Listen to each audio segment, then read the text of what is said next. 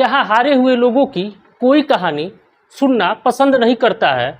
यहाँ तो लोग सिर्फ उन्हीं लोगों को सुनना पसंद करते हैं जो जीत करके आया हो। उस व्यक्ति ने कितनी लड़ाइयाँ लड़ी, कितनी कठिनाइयों का सामना किया, कितनी बार असफलताएं उनके हाथ लगी और वे भरसक भर प्रयास करती रहीं कि वे व्यक्ति सफलताओं के पास न पहुंचने पाए, उनका मनोबल हौसला तोड़ दिया जाए, वे वहीं से वापस आ जाए। जिसने जितना दर्द सहा है और अपनी मंजिल को पाने की ललक रखा है, उसी व्यक्ति ने उतना ही बड़ा इतिहास रचा है। और इस कहानी में लोगों को तभी मजा आता है जब उस कहानी के किरदार वाले व्यक्ति के आगे जीत लिखा हुआ हो, और लोगों को तभी उस व्यक्ति की कहानी सुनने में मजा आता है। हमारे आपके बीच से निकले साधारण व्यक्ति की कहानी मैं आप लोगों को आज की सीरीज सच्ची घटना में बताने जा। आज के तत्कालीन प्रधानमंत्री श्री नरेंद्र मोदी जी को प्रधानमंत्री बनाने में उस व्यक्ति की बहुत अहम भूमिका थी। शायद यूँ कहें कि अगर वह व्यक्ति न होता तो प्रधानमंत्री जी को या बीजेपी को इतनी प्रचंड बहुमत नहीं मिलती। वे व्यक्ति के द्वारा चलाए गए सारे प्रोग्राम एकदम जनता के दिल पर जा करके सटीक बैठ गए। और दोस्तों, प्रधानमंत्री नरेंद्र मोदी जी के अलावा कई राज्यों में उस व्यक्ति का सरकार बनाने में बहुत अहम भूमिका रही। उन राज्यों में बिहार के मुख्यमंत्री नीतीश कुमार, पश्चिम बंगाल की मुख्यमंत्री ममता बनर्जी और के मुख्यमंत्री अरविंद केजरीवाल, पंजाब के मुख्यमंत्री कैप्टन अमरिंदर सिंह हो चाहे डीएमके प्रमुख हो, सारे लोगों की सरकार बनाने में उस व्यक्ति की बहुत बड़ी भूमिका रही। सारे लोग आज उस व्यक्ति को जानना चाहते हैं कि आखिर ये पीके है कौन। बिहार की राजनीति में भूचाल लाने वाले प्रशांत किशोर जी के बारे में। आखिर प्रशांत किशोर जी है कौन, रणनीतिकार से राजनीतिकार कैसे बने, इनके घर में कौन कौन हैं, इनकी पत्नी कौन है, आज इस वीडियो में सारे रहस्यों से हम पर्दा उठाएंगे। यूएन में अच्छी खासी नौकरी करने वाले प्रशांत किशोर जी जब प्रधानमंत्री नरेंद्र मोदी से मिले और ये बात जैसे ही उनके पिता को पता चली तो उन्होंने प्रशांत किशोर जी से बात करना ही बंद कर दिया था।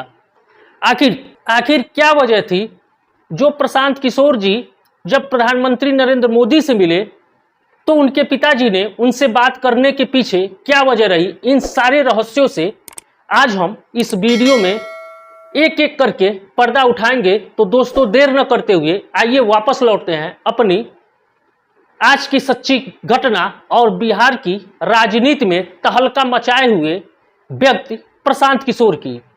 तो दोस्तों, वीडियो में आगे बढ़ने से पहले आपसे एक छोटा सा विनम्र अनुरोध है कि अगर हमारी वीडियो को आप पहली बार देख रहे हैं तो कृपया वीडियो को लाइक करें, चैनल को सब्सक्राइब करें, साथ साथ अपने दोस्तों मित्रों के साथ वीडियो को शेयर करना न भूलें। साथ साथ कमेंट में ये जरूर आप बताएं कि हमारी वीडियो को आप भारत के किस कोने से देख रहे हैं, ताकि हमारा हौसला और भी बढ़ता रहे। इसी प्रकार से सच्ची घटनाओं पर आधारित, व्यक्ति विशेषों पर आधारित, बिहार चुनाव पे आधारित वीडियो बना करके लाते रहें।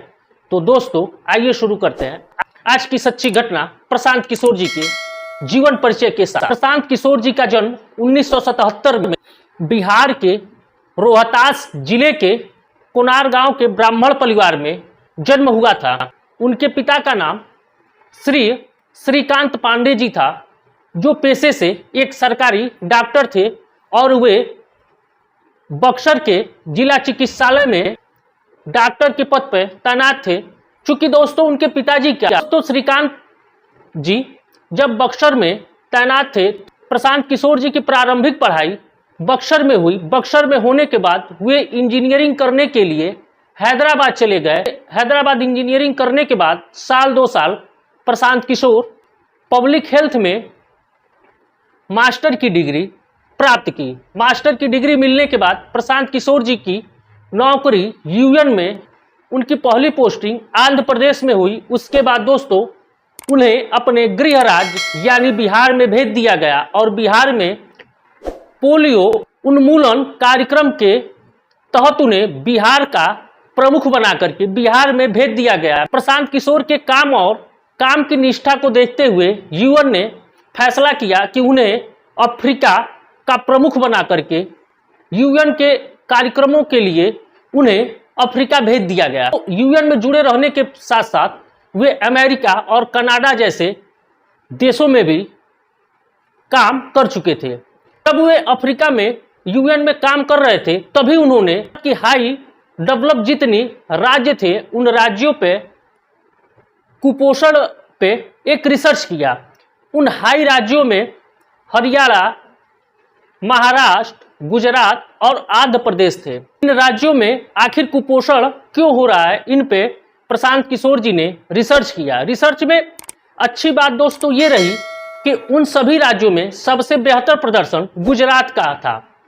गुजरात का बेहतर प्रदर्शन होने के बाद उनका रात में बेहतर प्रदर्शन के बाद जब उनका लेख तत्कालीन गुजरात के मुख्यमंत्री नरेंद्र मोदी जी तक पहुंची और नरेंद्र मोदी जी ने उसे पढ़ा, तो उन्होंने प्रशांत किशोर से संपर्क साधा और प्रशांत किशोर को गुजरात में आकर के रिसर्च और नौकरी का ऑफर दिया। उसके बाद दोस्तों प्रशांत किशोर जी ने यूएन की नौकरी छोड़ करके गुजरात आने का फैसला किया और जैसे ही दोस्तों गुजरात आकर के नौकरी करने का फैसला किया और यूएन की नौकरी छोड़ने का फैसला लिया, वैसे ही प्रशांत किशोर जी के पिता जो श्रीकांत पांडे जी थे वे प्रशांत किशोर जी से काफ़ी नाराज हुए और वे कह रहे थे कि अच्छी खासी नौकरी छोड़ करके गुजरात तुम क्यों आ रहे हो। इसी कारण उन्होंने प्रशांत किशोर से काफ़ी दिनों तक बात नहीं किया। उसके बाद दोस्तों जी गुजरात आते हैं और सीएजी यानी सिटीजन फॉर अकाउंटेबल गवर्नेंस नाम की एक कंपनी बनाई। प्रशांत किशोर जी की इस कंपनी का फोकस सिर्फ और सिर्फ सियासी था। समय आ जाता है दोस्तों 2014 का।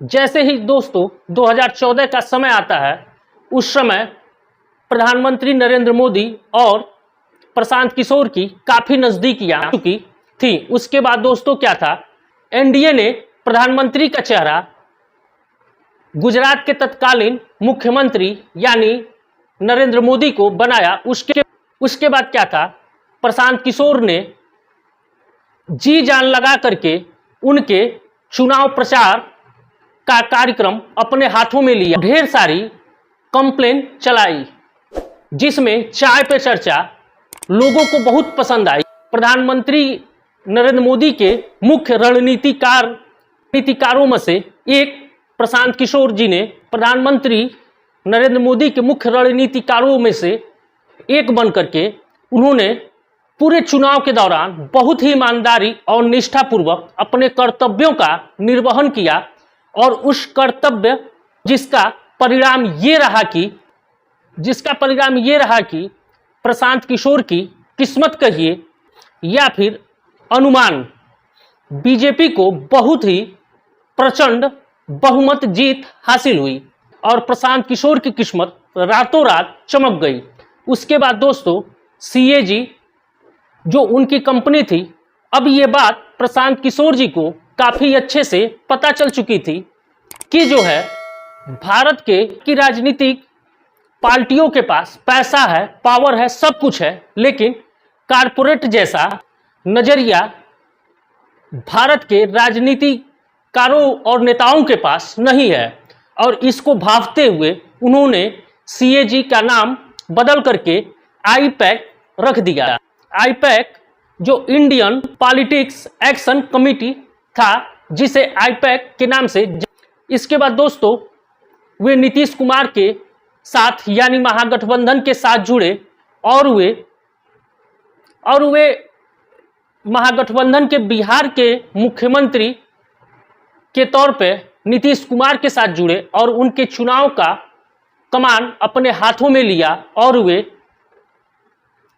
जिस प्रकार से नरेंद्र मोदी के चाय पर चर्चा कैंपेन का शुरुआत किया था, उसी तरह से नीतीश कुमार के साथ जुड़े और तमाम तरह से कार्यक्रम को चलाया और जिसका परिणाम स्वरूप ये रहा फिर एक बार प्रशांत किशोर का किस्मत कहिए या फिर अनुमान के कॉकटेल दोनों एक साथ आए और महागठबंधन को बहुत ही बहुमत जीत फिर दिलाने में कामयाब रहे। उसके बाद दोस्तों प्रशांत किशोर जो थे सारी पार्टियों के नज़र में आ चुके थे और सबको ये लगता था अगर प्रशांत किशोर उनके लिए चुनाव प्रचार का कमान संभालेंगे तो कहीं न कहीं उन्हें सरकार बनाने में जरूर मदद मिलेगी। उसके बाद दोस्तों क्या था, सारी जितनी भी छोटी बड़ी राजनीतिक पार्टियां थी सभी लोग प्रशांत किशोर से संपर्क साधना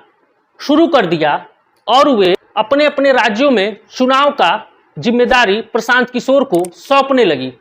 उसके बाद दोस्तों इधर नीतीश कुमार और प्रशांत किशोर की जोड़ी इतनी अच्छे संबंध हो गए कि जो है लग रहा था कि प्रशांत किशोर और नीतीश कुमार अब एक दूसरे के बन करके रह जाएंगे। उसके बाद दोस्तों कभी नीतीश कुमार के बगल में प्रशांत किशोर के लिए कुर्सी लगाई जाने लगी। उसके बाद दोस्तों यानी प्रशांत किशोर को मिनी मुख्यमंत्री बिहार का कहा जाने लगा। उसके बाद दोस्तों नीतीश कुमार ने महागठबंधन का साथ छोड़ करके एनडीए में शामिल हो गए और जैसे ही नीतीश कुमार ने एनडीए में शामिल हुए उसी समय प्रशांत किशोर ने नीतीश कुमार से अपने सारे संबंध तोड़ लिए और नीतीश कुमार से दूरी बनाना शुरू कर दिया और नीतीश कुमार के खिलाफ सोशल मीडिया पर जम करके को निकालने लगे। दोस्तों कहने वाले यहाँ तक आता है कि बीजेपी से इस बात से प्रशांत किशोर नाराज थे कि जैसे ही बीजेपी का 2014 में सरकार बना वैसे ही प्रशांत किशोर को दूध में मक्खी की तरह निकाल करके फेंक दिया गया। बीजेपी के लोगों ने प्रशांत किशोर से संपर्क साधने का प्रयास नहीं किया, जिस बात से नाराज होकर के प्रशांत किशोर बीजेपी ने 2014 में चुनाव जीतने के बाद कभी भी बेचारे प्रशांत किशोर को भाव नहीं दिया और इस बात से नाराज होकर के प्रशांत किशोर बीजेपी के विपक्ष में या यूं कहे बीजेपी के खिलाफ मोर्चा शुरू कर दिया। उसके बाद दोस्तों क्या था, पश्चिम बंगाल की मुख्यमंत्री ममता बनर्जी के लिए उन्होंने चुनाव का सक्रिय भूमिका निभाई।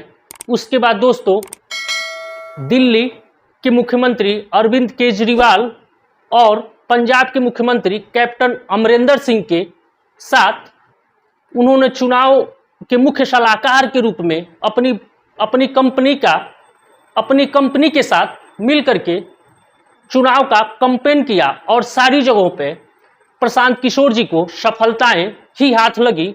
उसके बाद दोस्तों क्या था, इन सभी पार्टियों के साथ प्रशांत किशोर का सिर्फ व्यवसायिक ही संबंध रहे, किसी के साथ दिली संबंध नहीं बने। उसके बाद दोस्तों अब समय आ जाता है 2021 का। 2021 में डीएमके प्रमुख जो थे उनके साथ वे मुख्य चुनाव के रणनीतिकार रहे। रणनीतिकार रहने के बाद उन्हें भी सफलता दिलाई। उसके बाद प्रशांत किशोर ने यह फैसला किया कि अब वे दूसरों के लिए रणनीति नहीं बनाएंगे बल्कि अपनी राजनीति स्वयं करेंगे। इस समय दोस्तों प्रशांत किशोर वे भारत के अलग अलग राज्यों में ने जनसुराज मिशन की नींव रखी और जनसुराज विचार यहीं से सार्वजनिक तौर से मजबूत हुआ और उन्होंने कहा वे बिहार की राजनीति को बदलने के लिए गांव-गांव जाएंगे और सभी लोगों से सीधे संवाद करेंगे, उनकी क्या परेशानी है और किस तरह से सरकार को काम करना चाहिए ताकि सीधे सरकार और जनता के बीच संवाद बना रहा है। अब दोस्तों प्रशांत किशोर जी नई राह पे हैं। प्रशांत किशोर जी की उम्मीदें तो बहुत हैं और वे आत्मविश्वास से परिपूर्ण हैं, चूंकि उन्होंने जहां भी हाथ डाला वहां सफलता उनके कदमों तले रही, चाहे वे केंद्र में सरकार बनाने से लेकर के राज्य में जहां जहां पे जिन जिन पार्टियों के लिए प्रशांत किशोर जी ने चुनावी कैंपेन की शुरुआत की, वहां वहां उन्हें सफलता ही प्राप्त हुआ, कभी उन्हें निराशा हाथ नहीं लगी। प्रशांत किशोर जी की नई राह है। प्रशांत किशोर की उम्मीदें तो बहुत हैं, लेकिन बिहार की सियासी जमीन पर अपनी राजनीति की जड़ें जमाना क्या प्रशांत किशोर जी के लिए आसान होगा? आसान होगा? तो कृपया आप कमेंट करके अपनी राय जरूर बताएं। तो दोस्तों आइए अब लौटते हैं प्रशांत किशोर जी के जीवन पर। तो दोस्तों सभी लोग ये जानना चाहते हैं कि आखिर प्रशांत किशोर हैं कौन, उनकी पत्नी कौन है, उनके भाई बहन क्या करते हैं, उनके पिताजी क्या करते हैं। तो उनके पिताजी के बारे में तो हम आपको वीडियो के पहले ही बता चुके हैं। उनके पत्नी जो हैं उनका नाम जानवी दास है। जानवी दास से प्रशांत किशोर की मुलाकात यूएन में काम करने के दौरान हुई।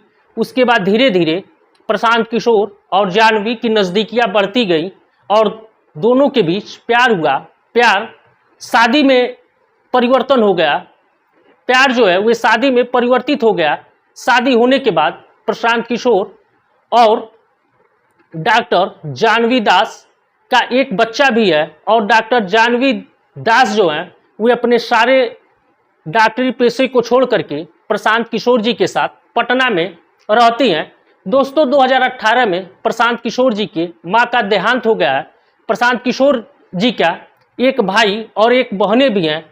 ये दोनों लोग दिल्ली में रहते हैं। तो वीडियो को खत्म करने का समय आ चुका है, लेकिन जनसुराज के बारे में कुछ और चलते चलते आपको जानकारी दे करके जाना चाहते हैं। तो जनसुराज के बारे में, जनस्वराज यात्रा का शुरुआत बिहार के पश्चिमी चंपारण में 2023 से प्रशांत किशोर जी ने शुरू किया। वे गांव-गांव जाकर के लोगों से मिलते थे। स्वराज यात्रा की शुरुआत प्रशांत किशोर जी ने पैदल ही चल करके लोगों से संपर्क किया और हर गांव के लोगों से जाकर के भरसक भर प्रयास किया। सारे लोगों से वे अपना संवाद, अपनी विचारों का आदान प्रदान जनता के बीच कर सके और जनता की समस्याओं को अपने और जनता की समस्याओं को जानने का भरसक भर प्रयास। इस जन स्वराज का मेन फोकस ये था मिट्टी से जुड़े लोगों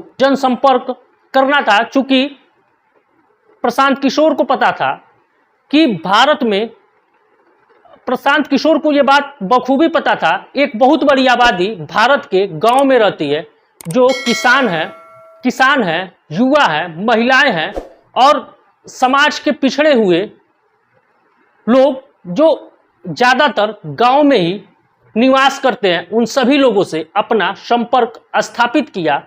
वे सीधे तौर से अपने आप को जमीन से जुड़ा हुआ नेता बता करके अन्य पार्टियों के लिए वे एक चुनौती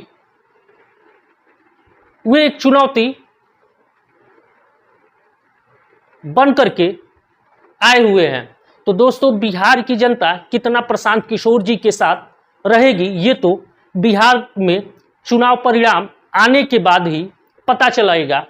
तो दोस्तों अगर ये वीडियो आपको हमारी पसंद आई हो, अगर इस वीडियो को आप बिहार से देख रहे हैं तो कमेंट में कृपया ये जरूर बताएं कि प्रशांत किशोर जी के जनस्वराज यात्रा का कितना फायदा उन्हें मिलेगा।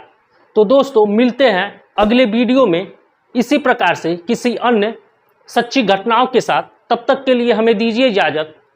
आपसे फिर एक छोटा सा और अनुरोध है, अगर वीडियो आप यहाँ तक देखे होंगे तो कहीं ना कहीं वीडियो आपको जरूर ही पसंद आई होगी। अगर वीडियो आपको पसंद आई हो तो कृपया वीडियो को लाइक करें, चैनल को सब्सक्राइब करें, अपने दोस्तों मित्रों के साथ वीडियो को शेयर करना न भूलें। साथ साथ कमेंट में प्रशांत किशोर जी के पार्टी और आप भारत के किस कोने से देख रहे हैं, कमेंट में ये जरूर बताने का कष्ट करें। तब तक मिलते हैं अगले वीडियो में किसी नई सच्ची घटना के साथ। तब तक के लिए हमें दीजिए इजाजत। नमस्कार।